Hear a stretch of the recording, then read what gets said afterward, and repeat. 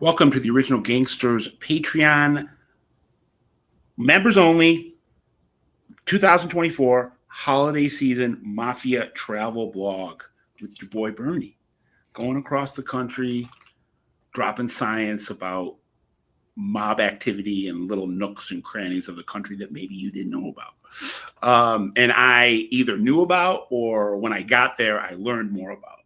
So we started in Indianapolis. Then we went to Dallas, and now I am in New Mexico. It's my first time ever being in the Southwest, outside of, just like Dallas, outside of, being in an airport, getting a connection or something. Never been out here to, experience it. And it's great, man. It lives up to the advertising. It's like you're living a postcard every day. So, you don't think about New Mexico. You don't think about the Mafia.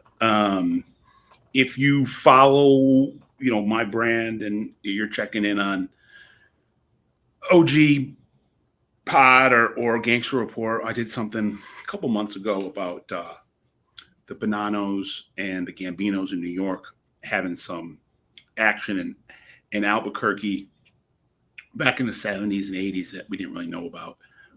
Anthony Spiros, the Bonanno consigliere and acting boss, had sent some people down there. So actually went down there himself in the 70s to set up some action.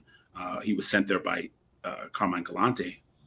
And for a good 10 years, he had rackets down here and was sending guys from Bath Beach out to New Mexico. And then the Tommy Karate's crew got involved in it, and then over on the Gambino side of it, it was the Riders and John Jr. Gotti and his crew. So that was interesting to know that there were Gambinos and Bonanos bopping back and forth between New Mexico and New York. We learned that this year, or at least I did. And then one thing that I've always known about the mob in New Mexico was from my book, shameless plug, Family Affair, which was my book about the Chicago Mafia and the stuff that happened in the movie Casino when it finally went to trial about 12 years after that movie dropped in the summer of 2007, Family Secrets trial. And, the marquee murders in that case were the Buccellato brothers, events that were depicted in the movie Casino. But kind of the secondary marquee murder was a very, very infamous in terms of Chicago. The Buccellato brothers, because of Casino, those murders kind of everybody knows about, or at least has a picture of Joe Pesci and his fictional brother getting beaten by baseball bats in a cornfield. In Chicago, everybody knows about the Danny Seifert murder, not so much outside of Chicago. But it's 50 years. It's been 50 years since Danny Seifert was gunned down in cold blood, September 27th, 1974. And it was a murder that couldn't have been more ruthless and cold-hearted. They gunned him down execution style in front of his whole family on a trip to his office in Bensonville called Plasticmatics. He was a brilliant plastic engineer. He didn't have a college degree. He might not even have a high school degree, but he was a brilliant mind. And just through happenstance, he got tied in with the Chicago outfit via a Jewish associate named Red Weiner, who was a bail bondsman, and I think he was in the insurance game and was very close to the Grand Avenue guys, Joey the Clown Lombardo, and that group. This is all going to tie back into New Mexico in a second. So the Seifert murder derailed a big federal case in a pending trial that was potentially going to take down a lot of big names: Joey Lombardo, Tony Spilotro, and another Frank the German Schweiss. I think Alan Dorfman was in that case, and it all went away when the government's top witness, Danny Seifert, who was a front man for a lot of these racketeering offenses, laundering money from Teamster pension fund loans. And Danny Seifert, like kind of before he knew what was going on, he was deeply enmeshed in mafia politics for a guy that wasn't a mobster. He was in his 20s. I think he got killed when he was 29. And he had a very interesting final 3-4 years where he had gone from someone who had no connection to the mob to fronting mob businesses through his plastic manufacturing skill. And one of those businesses was in New Mexico, and it was a plastic company that made work helmets and pails, like for like construction sites. And it was in Deming, New Mexico. And I actually stopped there because we were driving by on the expressway.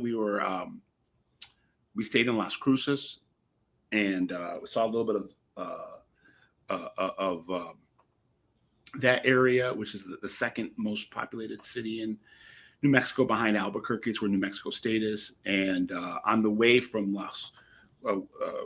when we were in Las Cruces heading to our next destination in New Mexico, we passed by Deming. And I was like, we got to stop there because that's where the Danny Seifert pail factory was, which led to his murder, and it gave me an idea for this travel blog. So at first, Seifert went into business with Red Weiner.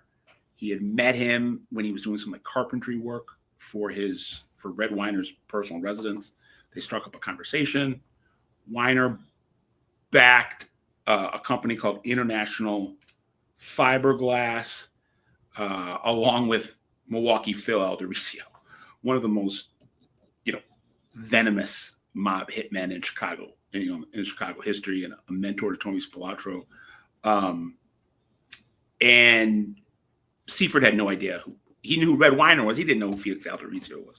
So Aldericio and Weiner backed his venture in both the International Fiberglass as well as this plastics company down in New Mexico. And within a couple years, Aldericio and Weiner sell their ownership to Joey Lombardo, Tony Spilotro, and Frank the German Schweiss, another group of mafia hitmen. And Seifert just, at that point, it was either, you're going to prison or you're going to get killed. There was really no two ways about it back then. And they were scaring him with a lot of prison time for someone that wasn't a criminal and really was kind of being taken advantage of and being a pawn. So, it wasn't just he was murdered by the mob, but the mob had taken him in. For those last 4 or 5 years of his life, he wasn't doing rackets with these guys, but he was part of their social circle and kind of being wined and dined. Was being wined and dined. He named his son Joey after Joey Lombardo, one of his sons that saw him murdered. And when it became clear that he was going to testify against everybody, try to put them in prison, Lombardo began unleashing intimidation tactics and showing up at the house, making kind of veiled threats, sitting with his car outside the house to kind of let them know that he was watching them. And according to what everybody was convicted of, Lombardo at that point in 1974 had just become a capo. Made his bones, per se, in the previous 10, 15 years as a hitter and an earner. normally, in mob affairs, once you reach a skipper, you're not going out on hits. In 1974, Lombardo took this very personally, obviously, or at the same time, probably somebody that enjoyed, the adrenaline rush of being involved in murders. He captained a hit team that included him, Tony Spilotro, Frank the German Schweiss, Joey Hansen, another guy that was from that group. And they knew that Seifert was going to be going to his plastics factory in Bensonville that morning. And they converged on him. They were all wearing masks. Lombardo helped wrangle him and his wife and his kid into the office. He took off running across the courtyard and eventually was shot dead trying to escape.